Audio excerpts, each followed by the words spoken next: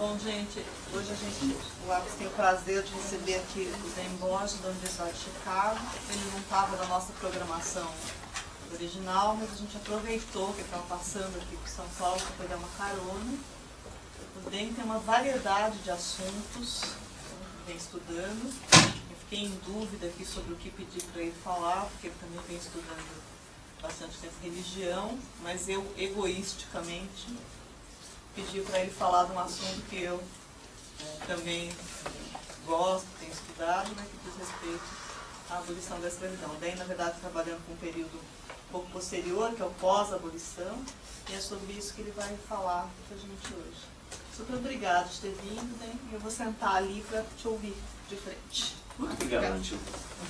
Então, segundo entendo, é um seminário que tem versado mais sobre métodos de pesquisa, formas de pesquisa, e vou dizer que os historiadores, quando fazem solicitudes de bolsa para estudo de pesquisa de campo no exterior, geralmente o que dizem é: vou neste arquivo, neste, vou ler tudo e quando acabar, volto e escrevo. Há uma grande diferença, acho que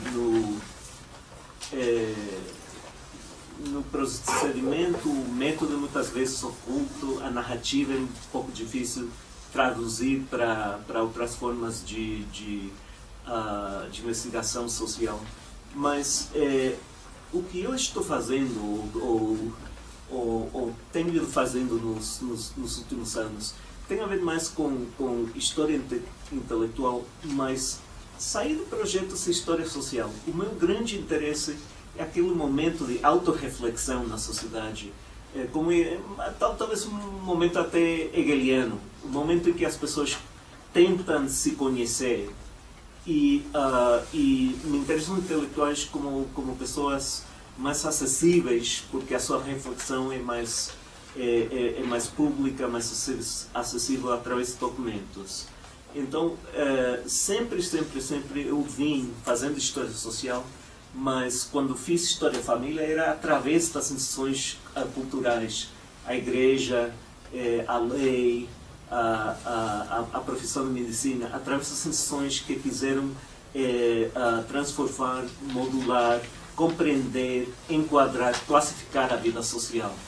E disso parti para uma história intelectual, o projeto no qual estou embarcado em história intelectual do pensamento social brasileiro entre 1970 e 1920, e começou um pouco na trilha das pesquisas de Thomas Skidmore, que teve uma influência muito grande sobre mim no início dos estudos.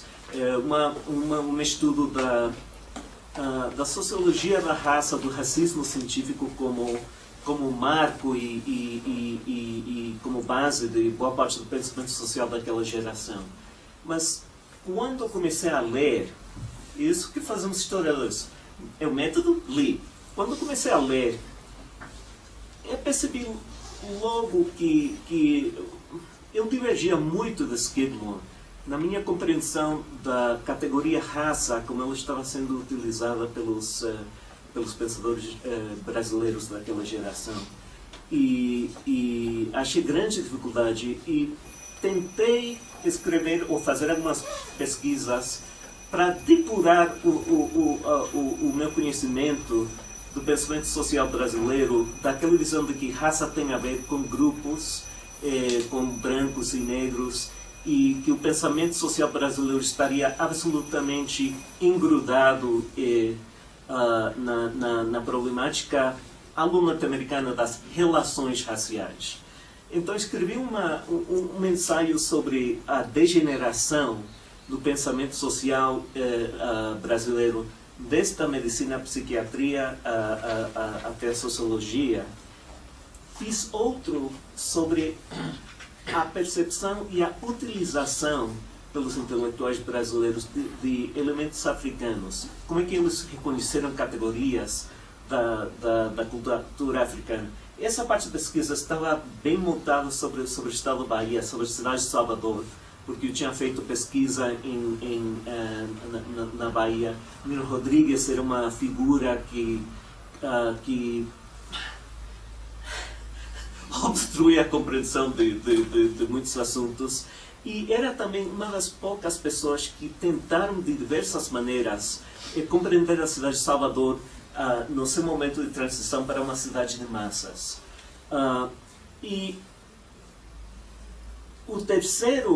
a terceira tentativa de me liberar um pouquinho daquela problemática do racismo científico, da sociologia de raça, era compreender como é que o pensamento social brasileiro tinha abarcado a escravidão. E aí achei que entre o 14 de maio de 1888, o dia após a abolição, até o momento da publicação da Casa Grande de Senzala, há uma inibição. Eu usei numa versão do trabalho a metáfora do esquecimento proposital. Em outros contextos tenho usado a metáfora do silenciamento, mas houve uma lacuna.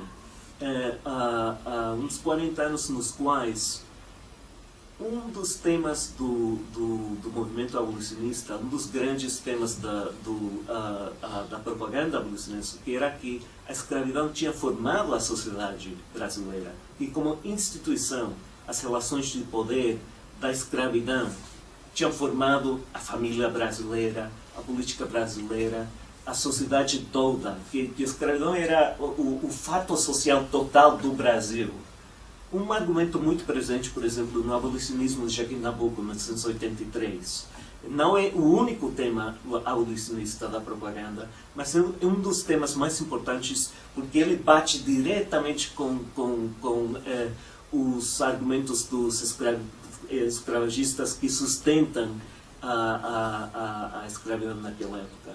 Mas aquele argumento, que tem diversas formas, é absolutamente silenciado após 1888. E não sou o primeiro em reparar nisso, mas a explicação de por que se silenciou aquele argumento sobre a centralidade da escravidão é um argumento que vocês, sendo da USP, estão empapados, saturados. É axiomático na sociologia da USP de que a escravidão formou o Brasil. É absurdo, é bem difícil sair disso. Imaginem, pois, que durante 40 anos pessoas, tanto de direita como de esquerda no Brasil, não quiseram ou não puderam articular isso em público. E isso se tem explicado por exemplo, Clóvis Moura, em As Injustiças de Clio, abordou isso e disse é por causa do racismo. É um discurso racista que quer ocultar as chagas da escravidão, a responsabilidade da escravidão. Isso explica o silenciamento da centralidade da escravidão. O Luiz Carlos Lopes, no livro Espelho e a Imagem, o escravo na historiografia brasileira, tem mais ou menos o mesmo argumento que o racismo científico, a sociologia biológica, positivista, que é uma sociologia conservadora, que de alguma maneira que eles pouco especificam, toma conta do discurso social brasileiro naquela geração e impede que a escravidão venha a debate. Agora, nisso, acho que estou de acordo. Tem muitos conservadores naquela geração que utilizaram argumentos de sociologia de raça para não falar da escravidão e suas consequências, para não falar das maneiras em que a escravidão tinha formado a sociedade e a sua problemática. Mas acho que essa explicação é muito incompleta, porque os radicais da República, os anarquistas, figuras como Lima Barreto, os militantes negros da cidade de São Paulo, na década de 20, os da esquerda também não queriam falar, ou não podiam falar da escravidão naquela época. Então, isso me tem levado a procurar outras explicações, não, do desaparecimento daquele tema, da formação do Brasil, da sociedade brasileira pela escravidão. Então eu posso entrar em detalhe então diversas fases. Para mim, a coisa mais interessante, mais marcante, o que me levou a isto foi encontrar que há uma literatura anti-escravagista escrita pós-abolição. O conto de Machado de Assis, O Caso da Vara, que é um dos melhores contos sobre relações de poder na escravidão, publicado em 1891. Há poesias abolicionistas só editadas após a abolição. E isso me parece muito curioso, e começar a me enfocar no ano posterior à abolição. E achei uma tremenda virada no discurso, no qual a escravidão era afastada temporalmente da situação, da atualidade, do momento político, em que pessoas falam, por exemplo, desculpe que não vim preparado para dar esta palestra, então tenho metade das citações em inglês, que vou tentar traduzir, mas com muita distorção, de volta para o português. Mas a gente fala em Rui Barbosa, por exemplo, que a nação eliminou a escravidão, aquela instituição nefasta que por tantos anos paralisou o desenvolvimento da sociedade, infectando sua atmosfera moral, e eliminar a escravidão do solo da nação. Quando Rui Barbosa realiza a queima dos documentos de escravidão, alguns falam disso como um ato de imoralidade que impediria que alguns brasileiros depois se sentissem humilhados pela vergonha da ascendência escrava. E vejo que, embora as primeiras queimas de documentos são muito práticos, um ato muito pragmático de Rui Barbosa para impedir a campanha por indenização de parte de ex-donos de escravos. É um desafio, é absolutamente um ato simbólico, mas pragmático também. Mas depois, na Bahia, em 1893, se realiza como se fosse um auto da fé, na qual levam com a banda da música da polícia, levam um vagão com as matrículas de escravos para o campo 2 de julho, e lá realizam, e é no 3 de maio, né, tem uma comemoração da abolição, realizam uma queima de documentos. Então, há um ato muito pragmático do Rui Barbosa no momento, mas chega a ser assim, também atos absolutamente simbólicos de queima de arquivos como símbolo do esquecimento necessário. E aí o Jornal da Bahia fala da história da escravidão como sendo misérias inenarráveis daqueles tempos de barbárie, que são tempos de há um ano atrás, né? Então, o distanciamento temporal no discurso imediatamente pós-abolicionista é muito interessante.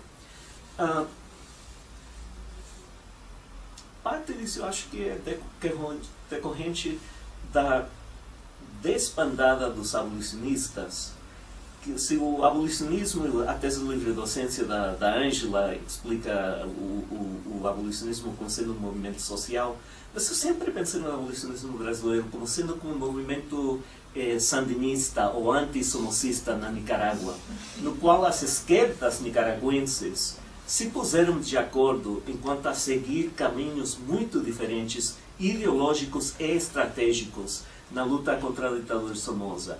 E decidiram que não iam partir para guerras ideológicas entre si, mas que iam seguir caminhos absolutamente diferentes de mobilização e de luta contra a ditadura. E acho que de maneira igual, o movimento abolicionista brasileiro era um agree to disagree sobre questões de táticas e até questões de ideologia, da motivação do movimento, que foi muito exitoso em parte por isso, né? Que descentralizaram maneiras de atuar, porque em diversos momentos certos tipos de ação simbólica ou ação política foram impedidos pela táticas do governo. Mas com a vitória, uma desbandada quase imediata dos abolicionistas, a questão republicana é abertamente uma coisa que permite que ódios antigos separem os antigos companheiros do movimento, mas é também um pouco que era chama-se em inglês a single issue movement, um movimento político-social, tudo em torno de uma questão. E após a vitória, e aí que o abolicionismo brasileiro nunca resolveu o que ia acontecer depois do logro da abolição da escravidão. Um grupo queria a democracia rural, outro mal tinha definido o que seria o futuro Brasil. A questão republicana imediatamente dividiu muito. Mas há uma desbandada dos abolicionistas, então não há nenhum veículo que necessariamente conservaria no discurso público este argumento de que a escravidão tinha formado a sociedade, que era, por ende, necessário não só abolir a escravidão, mas fazer mais uma coisa para reformar o Brasil.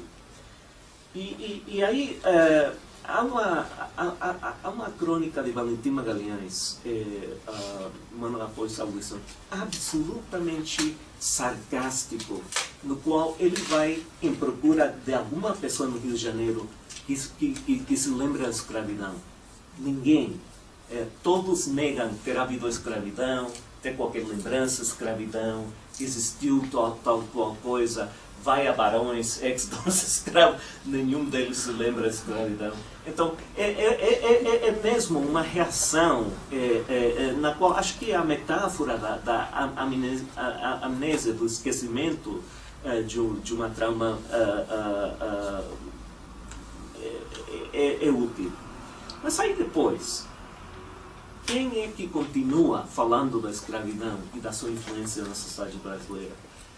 As sociedades, as sociedades de libertos e de negros, que são sociedades 13 de maio, e realizam atos em todo o jornal brasileiro, digamos nos 5 anos ou 10 anos após a abolição, em todo o 13 de maio, há um número do jornal dedicado não a considerar a escravidão, mas a considerar o movimento abolicionista e seus heróis.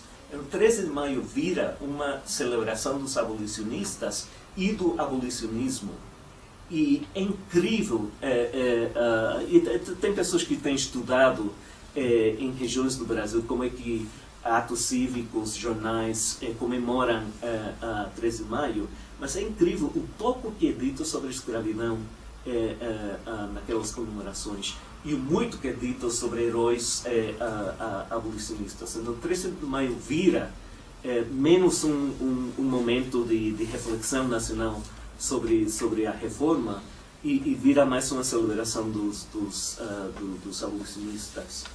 E eles, quanto mais mal sucedidos na política posterior da República, eles são mais comemorados como heróis, né? Porque são pessoas que de veras sacrificaram as suas carreiras políticas. Acho que não temos um apanhado perfeito de o que aconteceu com os militantes abolicionistas no Brasil, mas poucos estudos da composição das elites estaduais durante a República têm mostrado que abolicionistas históricos, não aqueles do 10ª hora, do último momento, como os lavradores de São Paulo, mas abolicionistas históricos não participam nas elites políticas republicanas. Um que outro, mas é notável a maneira em que eles não conseguiram escalar posições políticas durante a República. Pois, então eu posso me estender na maneira em que o discurso que diz que o que é que a escravidão fez é que trouxe um elemento étnico para a raça nacional, que é o africano. Tomara que a escravidão tivesse trazido os suíços, porque então teria sido absolutamente uma instituição bem fazeja, né? Então, aquele argumento absolutamente esconde qualquer consideração de relações de poder na escravidão e a transforma como se fosse uma agência de imigração que teve o mau gosto de trazer elementos ruins para a raça nacional.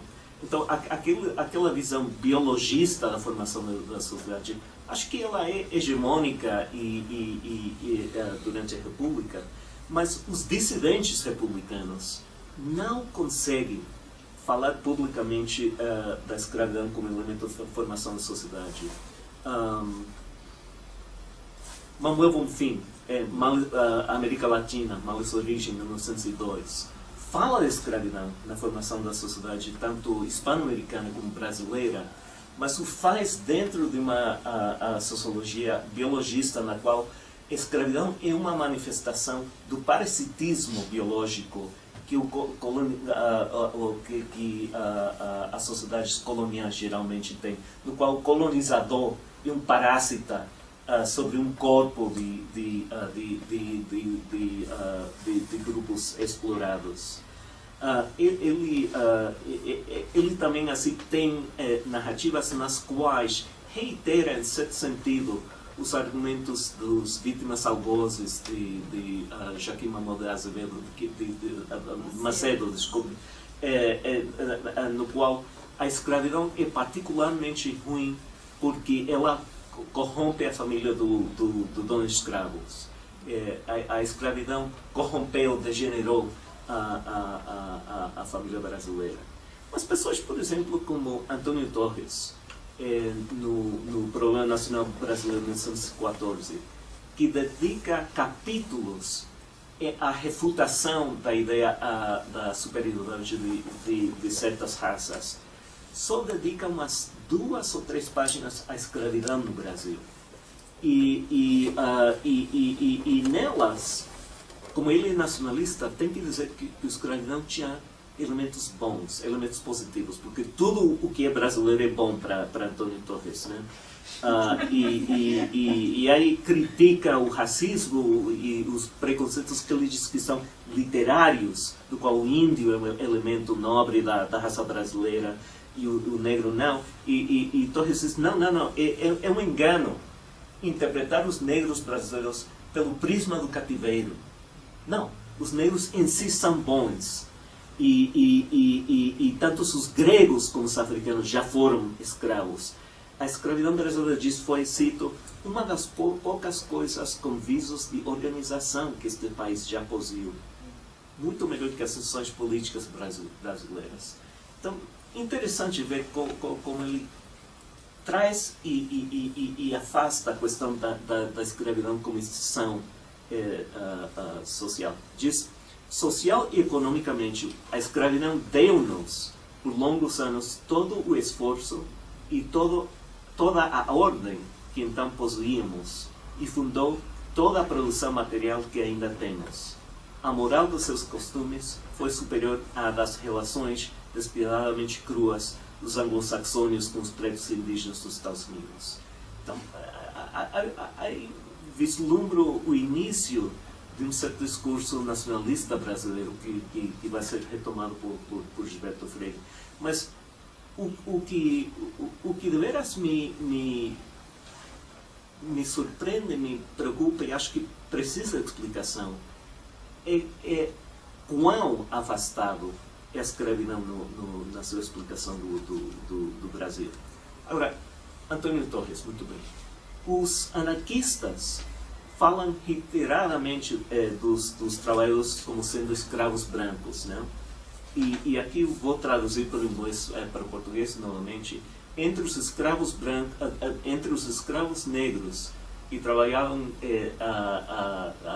nas fazendas de seus donos e os escravos brancos que agora trabalham na fábrica, entre os negros do Congo empregados nas fazendas antes de 1988 e os trabalhadores brancos das mais civilizados países da Europa que hoje trabalham para enriquecer uma turma de parasitas, não há e não pode haver nenhuma diferença qualquer. Desculpe que estou traduzindo na minha cabeça, tentando reverter o texto para o português. Mas é mais interessante, né? Um apelo novamente ao tema de parasitismo. Veja-se a hegemonia do organismo biológico naquela geração. Vejo também o apelo bastante retórico a escravidão por parte dos anarquistas. Uma falta de precisão e de análise social a partir da influência da escravidão. E a pessoa que mais me interessa nesse sentido é Lima Barreto. Agora, ele é um cara muito complexo, cheio de projetos não realizados, mas um dos seus projetos intelectuais e estéticos mais importantes e nunca realizado foi o projeto de escrever o grande romance brasileiro. E no seu diário íntimo, que começa logo que deixa a carreira de engenheiro na Politécnica, entra para o Ministério da Guerra como funcionário público e decide que só pode ser escritor, no seu segundo diário íntimo diz, abre o diário em 1903, fui aluno da Escola Politécnica. No futuro, escreverei a história da escravidão negra no Brasil e sua influência na nossa nacionalidade. Ponto. 2 anos mais tarde, quando já está estabelecido na rotina do funcionário da Secretaria da Guerra, reformula aquele projeto de um romance ou uma história da escravidão como um romance sobre a vida e o trabalho dos negros numa fazenda. E provavelmente a fazenda onde sua mãe teria nascido. Seria uma espécie de germinal, não? O romance de Zola sobre os carvoeiros das minas na França. Seria uma espécie de germinal negro, com mais psicologia especial e maior sopro de epopeia. Dirão que é negrismo, que é novo indianismo, que a proximidade simplesmente aparente das coisas turbará contra os espíritos, turbará todos os espíritos em meu desfavor. Muito masoquista, né? Até no seu diário. Se sentia perseguido. Era perseguido. E eu, pobre, sem fortes auxílios, com fracas amizades, como poderei viver perseguido, amargurado, dedicado? Mas é a glória e o imenso serviço que prestarei à minha gente e à parte da raça a que pertenço. Então, o seu projeto íntimo de escritor intelectual é um projeto de reivindicação através de um romance que será o romance da escravidão numa fazenda. Aí o projeto tem várias versões sucessivas. É uma história emblemática, alegórica, em que a heroína é seduzida no 13 de maio de 1888.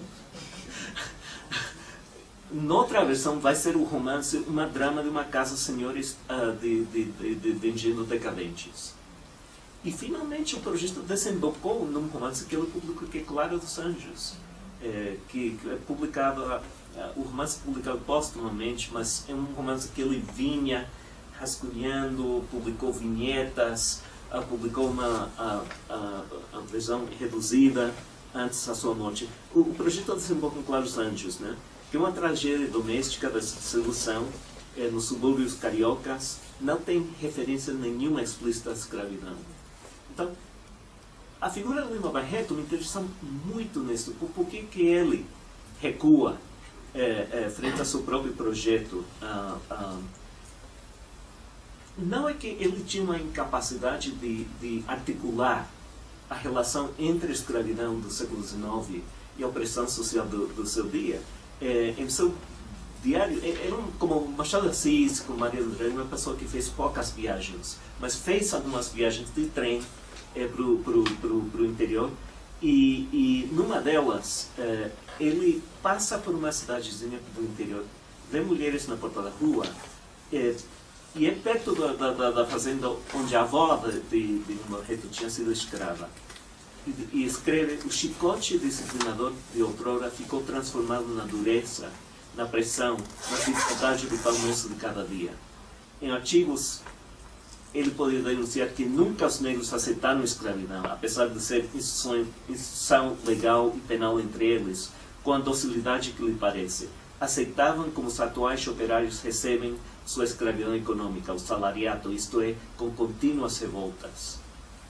Mas quando ele tenta escrever sobre a escravidão em ficções, né, ele falava de epopeia, queria algo a grandes traços, nunca conseguiu. Chegou a fábulas muito alegóricas, como aquelas das crônicas colecionadas em A República dos Burundangas.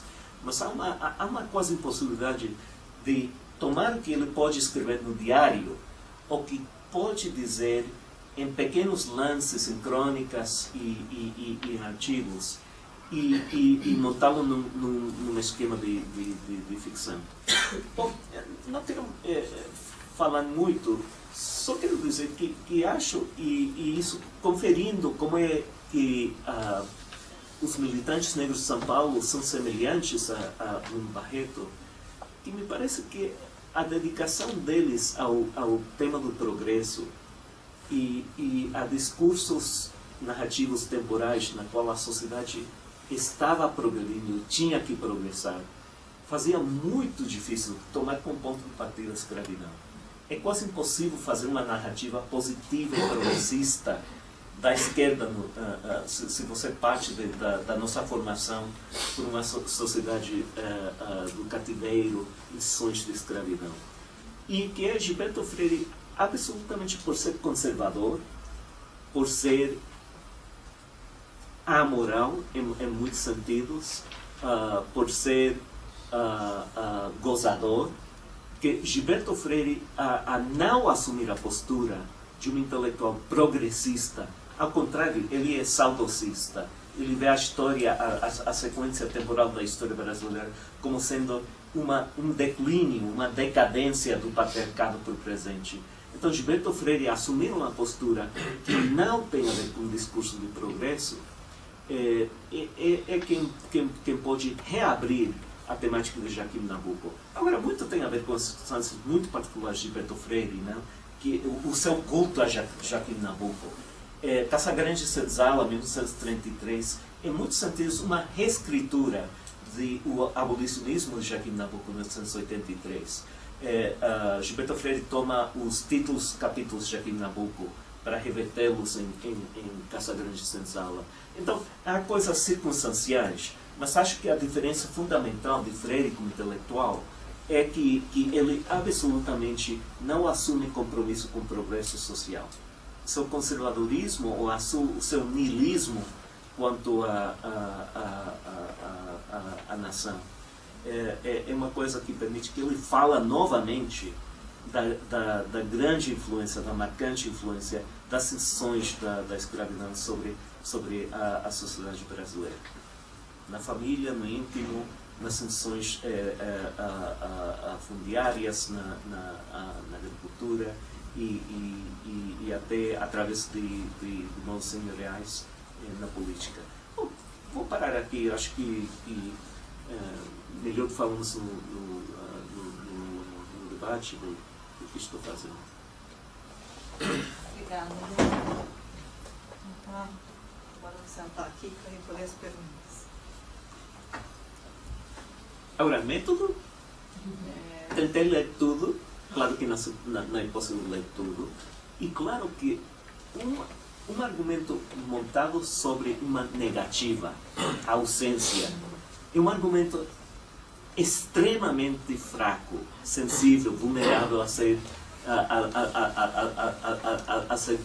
contradito. E eu constantemente acho um fragmento de fulano, cicrano, no qual alude a influência da escravidão. Rui Barbosa é um dos abolicionistas que aí pipoca na sua aura durante a República referências à escravidão. Mas geralmente, olha, não é um silêncio absoluto, mas é muito interessante a diferença entre o que eles sabiam e o que eles decidiram escrever.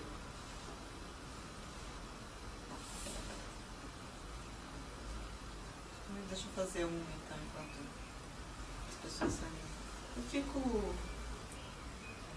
pensando se essa ausência não tem a ver com o fato também de que a tematização da escravidão pelos próprios abolicionistas tinha uma perspectiva mais, na maior parte dos abolicionistas, não todos, mas mais autocentrada, digamos assim. Eles falam da escravidão como um problema da nação. E a escravidão, então, é uma coisa a ser resolvida, extirpada. Mas eles não se põem em linha com os escravos. A maior parte dos abolicionistas mantém o tempo todo um destacamento e mesmo uma postura meio, digamos, paternalista. Né? Então, uma vez resolvido esse problema, ele está resolvido.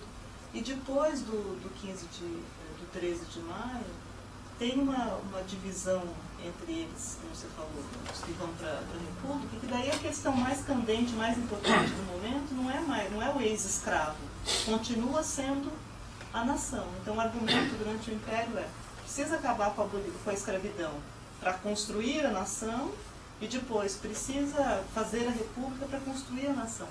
Mas eu acho que tem ali uma tônica no movimento que, não sei se a gente fizesse, não fiz desse jeito uma análise da retórica deles, mas se a gente observar, talvez a escravidão apareça também por esse lado no discurso deles como um negativo. Não é uma coisa que vai aparecer para tematização efetiva. Não, absolutamente. Era sumamente difícil para, digamos, os militantes negros de São Paulo, no século XX, assumir o legado da escravidão. Eles não se sentiam afastados do ex-escravo, pelo contrário, eles queriam levantar a raça negra, queriam acabar com o alcoolismo, queriam alfabetizar, queriam um grande congresso dos homens negros do Brasil. Eles tinham um projeto político e social que tinha tudo a ver com ex-escravos e com gente negra que não eram ex-escravos. Mas para eles também era sumamente difícil falar de qualquer legado da escravidão como instituição, porque é muito difícil utilizá-lo como ponto de partida para um discurso progressista. Positivo também, né? No sentido de que a maior parte da propaganda abolicionista via a escravidão como algo a ser eliminado da nação. As visualizações de Angelo Agostini na revista Ilustrada eu acho muito úteis para pensar isso. E Agostini tem um que é muito... Bom, ele tem muitos, mas tem um no qual há o índio alegórico representando a nação brasileira. E tem um cancro, e aquele cancro tem a cabeça do negro que é um escravo. Né? E é mesmo um tumor que tem que ser extirpado do corpo da nação. Essa é talvez a metáfora principal da escravidão dentro dos abolicionistas, a ideia da escravidão como câncer, né? Como doença. Outra é aquela que a escravidão sustenta a lavoura. Então, muitas alegorias do Agostini, no qual o fazendeiro é representado por um cara de chapéu de abas largas, vestido de branco com botas. Eu suponho que o fazendeiro de Campos Goytacazes ou vassouras do interior do Janeiro. Né? E ele vem a costas, às vezes literalmente sustentado por escravos, e está tambaleando, não? Porque a abolição ou a falta, a escravidão deixa a lavoura em uma situação vulnerável. Então, sim, eu acho que há uma boa parte da propaganda abolicionista que é voltada para quem é dono de escravos. Vítimas algozes, você não deveria pensar que seu filho adotivo que é escravo vai ser bom com você. Ao contrário, ele vai acabar assaltando a sua casa e matando a família toda. Você que é bom, que é amante da sua escrava, não deveria pensar que ela vai ser sua amante. Ao contrário, vai ir no feiticeiro e te envenenar. Você que é bom amo de escravos, que tem uma mucama para sua filha, vai ver que aquela mucama vai conseguir a desonra total da sua filha e da sua família. E são argumentos que a apresentação de Flores Susskind, a lição da Vítimas Algozes que a Casa Rui Barbosa fez, muito interessante. Às vezes, a apresentação de Joaquim Manuel naquele argumento são silogismos. Diz o seu público-alvo são pessoas que possuem escravos e que deveriam saber que a escravidão funciona muito bem com ele. Está escrevendo nas 3 vinhetas que compõem o romance. Então, aquele argumento que está em nosso interesse acabar com a escravidão. A escravidão não vai dar certo. O paternalismo não funciona. Acho que é bastante particular do Brasil, muito embora alimento assim, na cabana de Pai Tomás, nos Estados Unidos, e também são um apelo diretamente aos nossos escravos no Sul. Não é completamente ausente do discurso abolicionista nos Estados Unidos, mas é muito menos importante o central que no Brasil.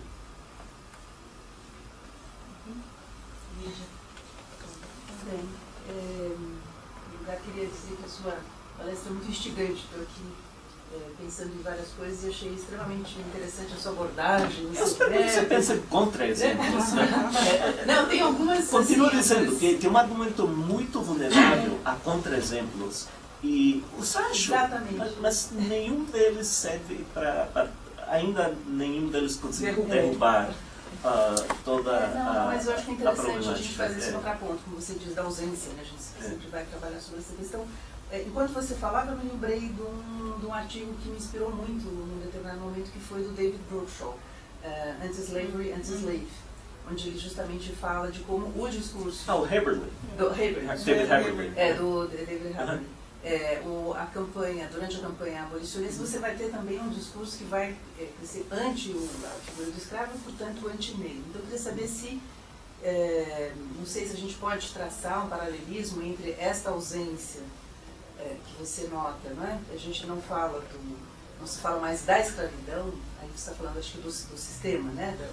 Da história, da influência disso na formação, mas ao mesmo tempo também um pensamento racial que vai se construir, que vai estigmatizar profundamente o negro. Eu acho que, mesmo no diário íntimo, a gente sente, como é que eu posso dizer, eu não sei se dizer, né, bom, o Gilberto Freire vai tocar, resgata esse pensamento, porque também resgata talvez um trabalho, uma linha, né, de Nabucco. Eu vejo aí uma espécie de desequilíbrio entre que poderiam ser os discursos, que foram os discursos do Nabucco, abolicionista e o resto, e o dos intelectuais, dos ativistas negros, e no caso do Lima Barreto, ou mesmo desses militantes de São Paulo, que são pessoas talvez, como eu posso dizer, intelectualmente aqui não é um julgamento de valor, mas, não, digamos assim, estão um pouco menos equipados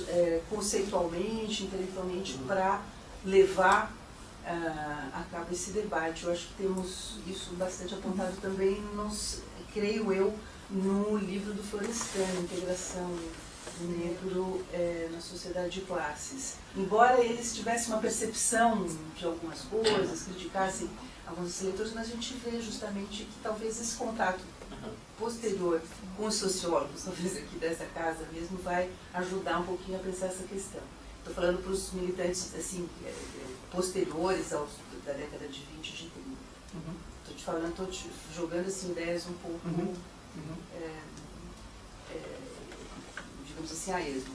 Com relação às suas fontes que você leu Imprensa Negra de São Paulo da década de... começando em 1916, né? Começando com o Minerico. Mas tudo Clarim da Alvorada.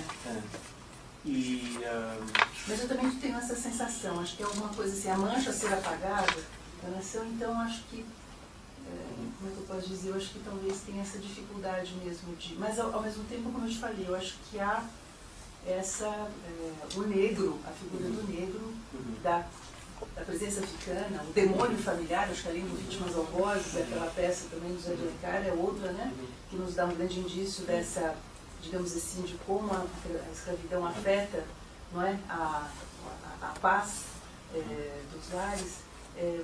Então, eu não sei, eu acho que caminha um pouco junto, quer dizer, tem a escravidão que é um pouco talvez silenciada, como você disse, concordo, mas a estigmatização do negro, o próprio Lima vai nos falar disso, né, quando ele até refere a questão do professor negro que é, digamos, expulso, né, pela ordem republicana. Então, acho que, não sei, teria realmente... Eu também estou te falando assim, seria uma ordem, não me preparei para essa palestra, porque eu queria te... Tomando isso em ordem inversa, né? Começando com o grupo de Clarim da Alvorada e dos outros jornais de São Paulo, eram caras muito preocupados com a decência, com a correção moral.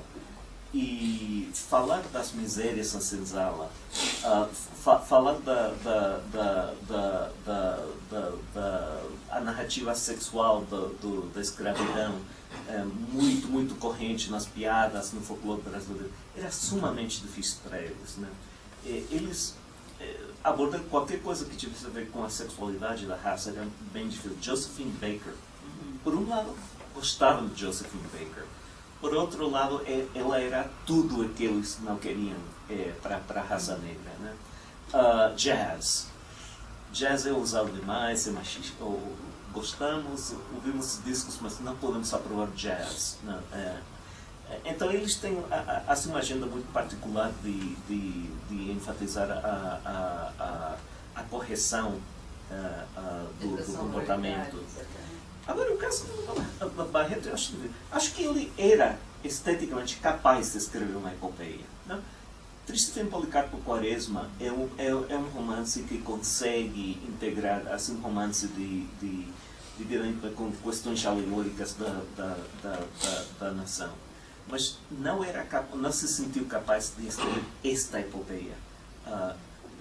Muito embora acho que sempre quis, e muito embora que no diário podia escrever isto, no que publicava, acho que aí havia uma questão de dificuldade de achar texto. Agora, você disse que faltavam pessoas qualificadas para fazer uma história completa do Brasil, incluindo a escravidão. Tanto Joaquim Nabuco como Capistrano de Abreu diziam na sua correspondência que tinha o projeto de escrever uma história da escravidão no Brasil. E morreram ambos antes de poder concluí-lo. Eu mencionei no caso dos militantes das associações negras, que talvez não tivessem... Não, acho que eles não tinham assim, os dados, o tempo, a experiência de escrever história. Mas Capistrano podia, e Nabuco podia. E os dois, são questões da idade também, era no final da sua vida. Nenhum dos dois pode concluir o trabalho. Evaristo Moraes, quando escreve a sua história da escravidão, é essencialmente uma história dos abolicionistas e do abolicionismo. Então, há um deslize, porque estas pessoas, quando começam a abordar a escravidão, fazem um deslize e falam de heróis. Então, Clarim da Alvorada fala muito de José do Patrocínio, do abolicionismo, de Luís Gama. Estão constantemente procurando heróis históricos, mas são heróis da luta contra a escravidão, do abolicionismo. E quando você lê as histórias de Evaristo Moraes, o que surpreende é o pouco que diz sobre a escravidão. É quase tudo uma crônica do abolicionismo.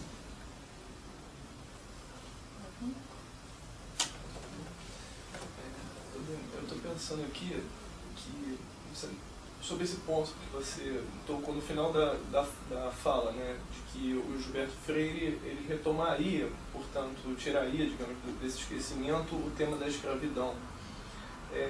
Mas, concomitantemente, talvez até 3 anos antes, né, o Caio Prado Júnior também retomou, trouxe de volta esse tema, talvez em termos até mais próximos do Joaquim Nabuco, ao sustentar que a escravidão ela constituía efetivamente uma instituição total que teria modelado a formação social brasileira e deixado um legado social no pós-abolição. Isso na evolução política? É, na evolução formação política, social? pois é, em evolução política isso não tá, a tese não está desenvolvida, mas o ponto acho que está expresso lá, e depois ele vai desenvolver, esse vai ser realmente um ponto crucial do formação do Brasil contemporâneo, de 42, né, 6 anos depois do... E que incorpora até trechos de Casagrande Senzala. Não, claro.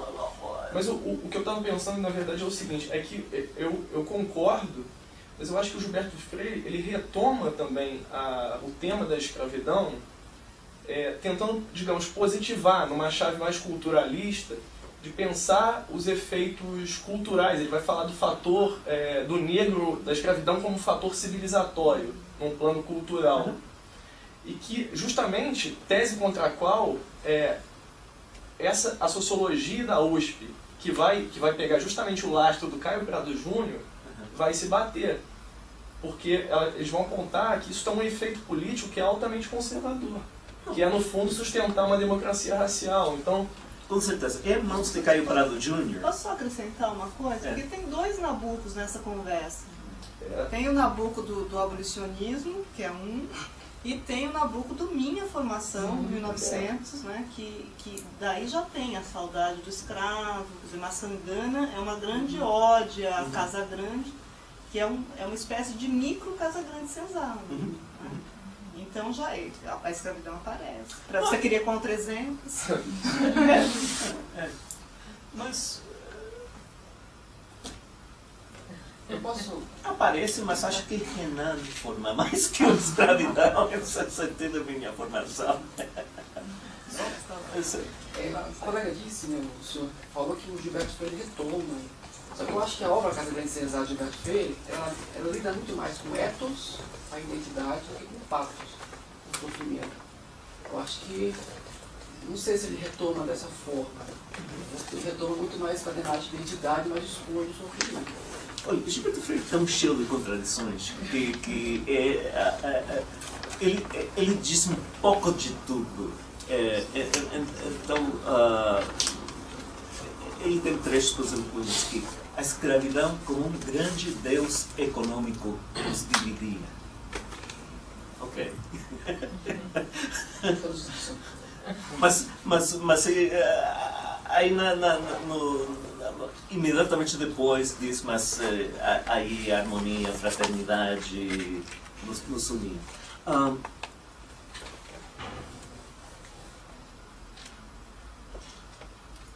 Gilberto Vasconcelos tem muito saído quando diz que Gilberto Freire é o grande Exu do pensamento social, abre caminho para os outros. Mas acho que para muitas pessoas é necessário, ao ler Casagrande e Senzala, reescrevê-lo e fazê-lo bem. Acho que Caio Prado, em certo sentido, é muito influenciado pela sua leitura. Já tinha na sua visão das rebeliões regionais da primeira metade do século XIX uma visão de conflito de classe e a relação mas um pouquinho mais da raça que da escravidão. Não deveríamos ler Caio Prado através do Carlos Guilherme Mota, né? Porque aí eu acho que uma distorção de evolução política. E Sérgio Buarque de Holanda também, acho que imediatamente parte para reescrever e fazer direito o que Gilberto Freire fez. Mas eles... acho que Gilberto, sinceramente, creio que Gilberto Freire é aquele que abre o caminho para essa geração. Há muitos indícios que também o centenário da independência, 1922, estimulou reflexões que veio convergente, até no caso de Gilberto Freire, e que você vê novamente, acho que o livro de Evaristo Moraes é de 1919. 19. E tem coisas publicadas para o centenário, imediatamente depois do centenário, no qual vejo, voltando assim, tentativas de falar da história do Brasil e tomar escravidão como ponto de partida. Mas são muito fragmentários. Macunaíma. eu tenho escravidão? Não. Você acha que não? O que você tem? Escravidão, propriamente. Tem não. chicote, tem sadismo.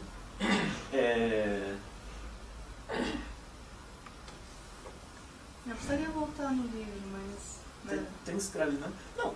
Olha, dramas, family romances freudianas, da mistura de raças, tem abocados. Não, sei, mas... Tem abocados. Escravidão... No Brasil, pelo método confuso, tem muito. Mas críticas da história brasileira.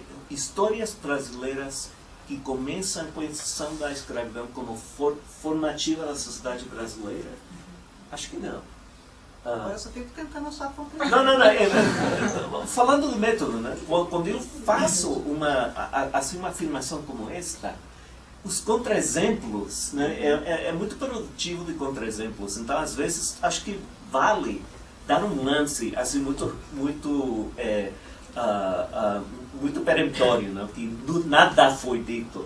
Aí você começa a se lembrar de contra-exemplos. No caso americano, por favor, o que você teria, por exemplo, teve também uma grande lacuna após a Guerra Civil Norte-Americana enquanto a história da escravidão. E pode ser que simplesmente que as sociedades demoram em processar grandes transformações, exemplo, transformações dramáticas. No caso americano, que você tem uma literatura afro-americana muito mais caudalosa, mais anterior à nossa, que já começa com grandes narrativas, né, fundadoras, até as atuais, digamos, pelo viés das narrativas dos escritores afro-americanos, haveria alguma coisa, Não sei. Seria interessante observar. Mas lá você tem a guerra civil, né? Eu acho diferente você assimilar o pós-abolição com guerra e sem guerra. Lá você tem um trauma efetivo. Eu estou só pensando também. Primeiro, eu acho que logo depois da escravidão, até vamos dizer, começo do século, é um tipo de lacuna. Depois, eu acho que é um outro tipo de lacuna. Não dá para dizer que esses 40 anos é uma coisa só. E a minha pergunta seria, como depois da abolição, não houve projeto para os ex-escravos, né? Não houve realmente uma mudança social no Brasil, no começo, se era necessário na cabeça das pessoas que estavam tratar de um assunto que não via-se na prática diretamente uma transformação tão grande assim. Não sei se estou entendendo. Havia dentro do movimento abolicionista vertentes que queriam um projeto social pós-abolição. Mas perderam, né? Mas perderam, foram marginalizados. Então, não houve esse projeto, quer dizer, continuou mais ou menos, não havia mais a escravidão, mas o trabalho assalariado era pago baixíssimo, muitos escravos ficaram onde estavam, os outros se mudaram, etc. Mas não houve, assim, vamos dizer assim, uma transformação imediata, logo depois, na sociedade brasileira, que percebesse que houve uma mudança tão grande assim. Então, eu me pergunto, era necessário para essas pessoas que estavam vivendo naquele momento pensar na influência ou na formação da sociedade brasileira através de um sistema vamos dizer, que esse sistema ainda continuava mais ou menos presente? Não sei, estou me perguntando. O livro de Walter Fraga sobre abolição e pós-abolição na Bahia é muito interessante, porque pé no chão não acabou tudo no 13 de maio. Né? E advogados na Bahia tiveram que processar senhores de engenho para obrigar que pagassem salários. Existe ainda na Bahia muito trabalho político e legal para fazer, para realizar aquela mudança. Mas ela não chega a nenhuma consideração, a nenhuma reflexão por algum intelectual baiano que o saiba.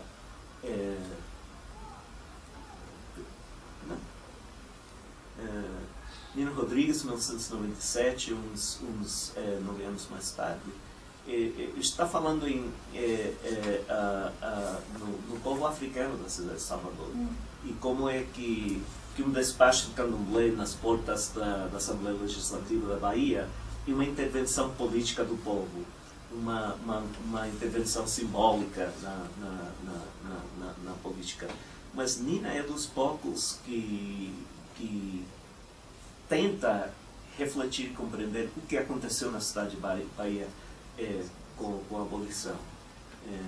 Mais tarde, Manuel Querino escreve de maneira a reivindicar uma tradição dos artesanos, dos artistas, escravos e livres desde a colônia, mas através do século XIX e até seus tempos. E ele tem no seu livro sobre o colono preto como elemento na civilização uma defesa da aportação econômica do escravo à sociedade. Mas nenhuma reflexão assim, do apanhado e nenhuma reflexão histórica, se fosse melhor dizer.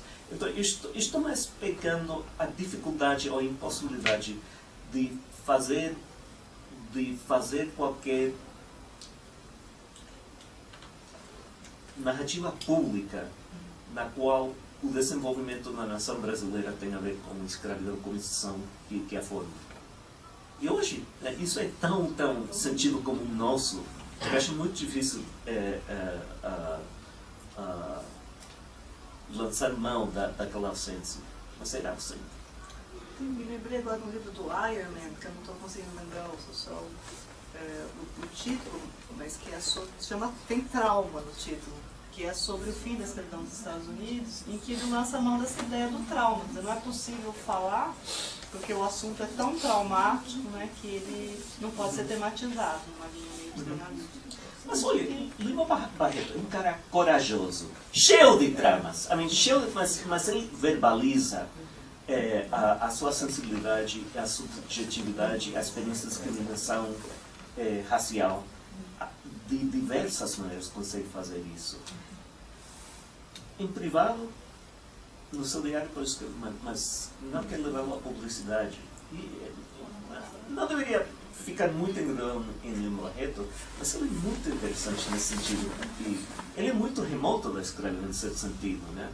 Filho de pais livres. Ele diz, nasceu em 1981, no 13 de maio. Então, cada aniversário que ele celebrava no 13 de maio, né? E assiste, né? Mas diz, não sei se é no diário ou numa crônica, eu nunca vi um escravo. Aos 7 anos de idade, a escravidão, então, ele morava na Ilha do Governador, é possível que não tinha escravos na Ilha do Governador naquele momento. Nunca vi um escravo. Agora, a família tinha morando em casa deles um africano, que morou a vida inteira dele, tomando conta do pai de Lima Barreto. Que contradição, né? Como o nome dele era Mambuera? Ele era liberto, mas Lima Barreto diz que nunca vi um escravo.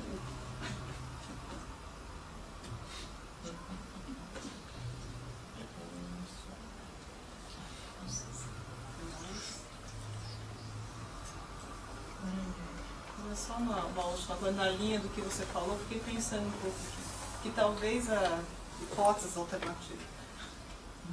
A escravidão deixa de ser assunto porque a agenda principal passa a ser outra.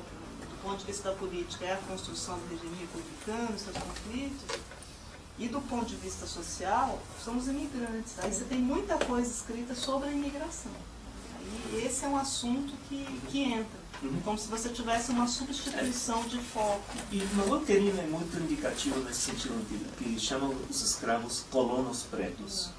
E para ele, tanto como Alberto Torres, eles são colonos, elementos da riqueza agrícola do Brasil.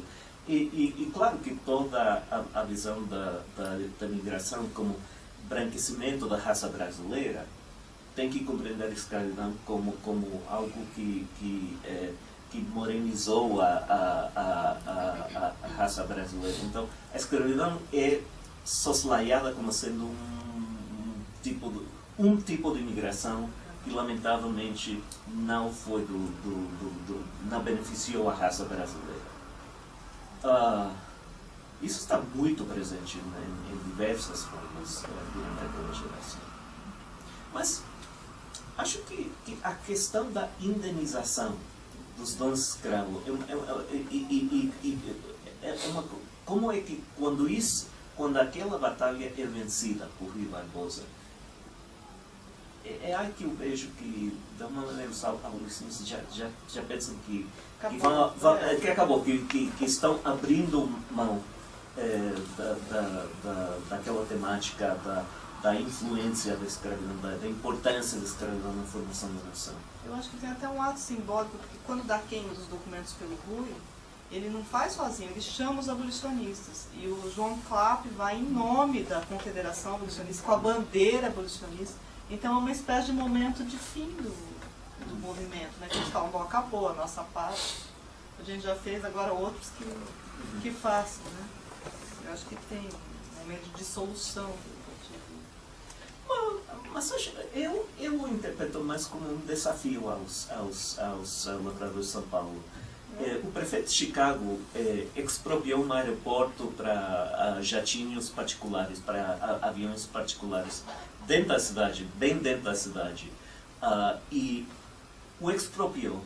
E antes de que os donos de aviões particulares pudessem entrar em justiça com a situação, à noite, ele veio com maquinária e estragou a pista toda. E eu vejo o ato de Rui, isso. Vocês pensam que vão conseguir indenização do meu governo? Aí, vai toda a sua reputação para a fogueira. Então, eu vejo o ato como muito agressivo, como sendo assim, um desafio ao partido que queria indenização. Agora sabemos que tinha nos inventários outra documentação que para nós historiadores estamos felizes que sobreviveram.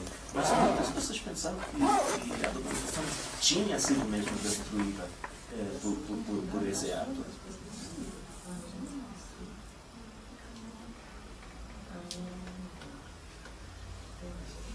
Mais alguém? Quer nos contar mais alguma coisa, Ben? Aqui nem entrou memória, nem Foucault. Não. No braço. Eu estou absolutamente preparado para dizer que não estou falando de um discurso que requer a classificação de certos objetos e que silencia outros. Então, agradecido por uma ausência que de vez me surpreende. Eu que agradeço, muito obrigada. Foi ótimo.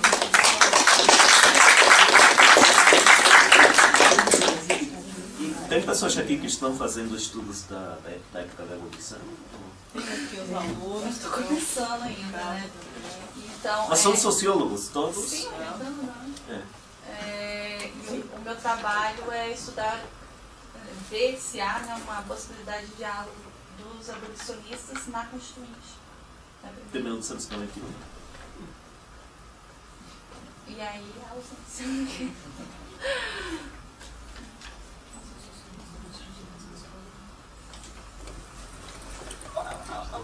Na sua vida docência, você disse que os abolicionistas eram muito jovens. Você conseguiu... Então, eu comecei a fazer uma coisa sistemática, mas aí não consegui dados biográficos para todos. Mas eu acho que tinha quase que 2 gerações, enfim, eu acho. Tem uma medida assim. E tem os caras da geração do Rebouças, mais ou menos. E tem, depois no finalzinho, nos últimos 5 anos, assim, vai entrando uma leva de jovens, bem jovens. Então tem uma diferença de quase 20 anos. Assim. Mas eu não consegui dados biográficos. No começo eu tinha a ambição de fazer um banco biográfico dos abolicionistas, mas não.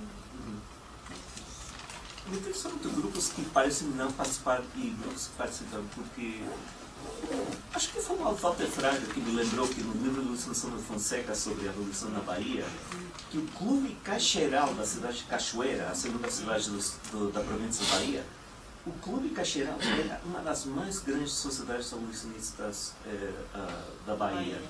mas os caixeiros, como grupo social, né, geralmente são portugueses, eles estão absolutamente sob uma dominação muito pessoal, muito patriarcal do patrão.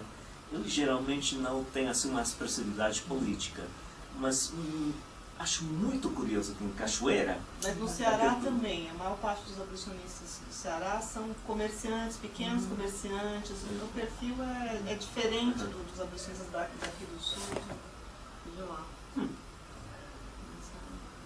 Trabalho por fazer. Muito obrigado. Obrigada.